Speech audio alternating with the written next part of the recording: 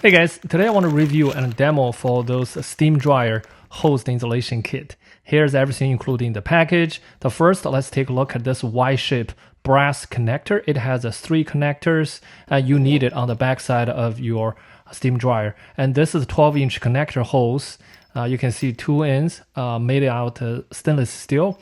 And the PVC pipe is actually bendable, very flexible, and outside has stainless braid, very good quality stainless braid. And this is a 90-degree elbow. You're gonna connect this one directly to the steam dryer back end. This is a 6 feet. I'm telling you, you just get a longer one. Just go with 6 feet. Get some extra length. Do not go with 4 feet. And here's how it's finally installed by myself.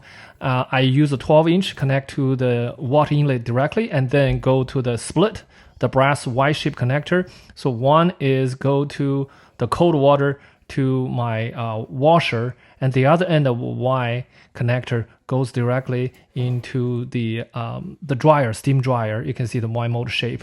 A pretty good installation, very good quality. You can DIY at your house. I prove it works really good. It has a 10-year warranty.